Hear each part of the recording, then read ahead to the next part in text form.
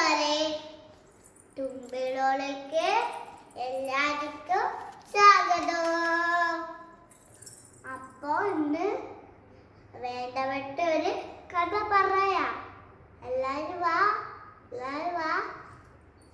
ഒരിടത്ത് ഒരു തൊപ്പിക്കാരൻ ഉണ്ടായിരുന്നു. ആരേ? തൊപ്പിക്കാരൻ. അപ്പോൾ എന്ത് ചെയ്തു അറിയോ? അങ്ങനെ നടന്ന് പോയപ്പോ ഒരു കുട്ടി, തൊപ്പിക്കാരാ എനിക്കൊരു തൊപ്പി. അപ്പൊ എന്ത് ചെയ്തു? ഏതാ പറഞ്ഞേ? നീല, പച്ച, ചുവപ്പ്, നീല, കറുപ്പ്, പച്ച, നീല, ഇത്രയില്ലായിരുന്നു. അപ്പൊ ആ കുട്ടി എന്ത് പറഞ്ഞു? എന്റെ കളറാ നീല നിറം പറഞ്ഞു. അപ്പൊ എന്ത് ചെയ്തു?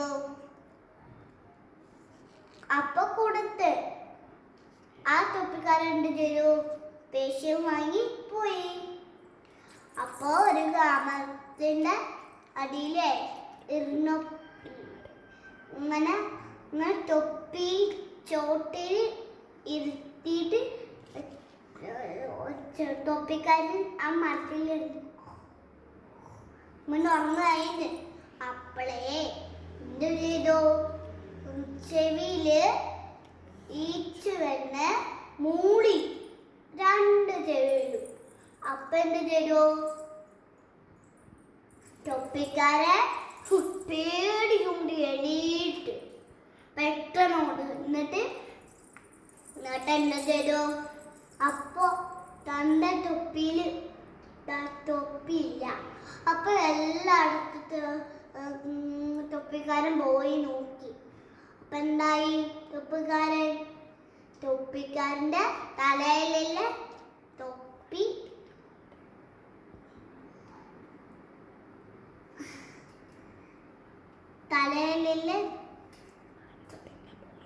മരത്തിന്റെ മുകളിൽ മുട്ടി കയറിയിരുന്നു. കുരങ്ങന്മാര് തലയിൽ തൊപ്പിയൊക്കെ വെച്ച്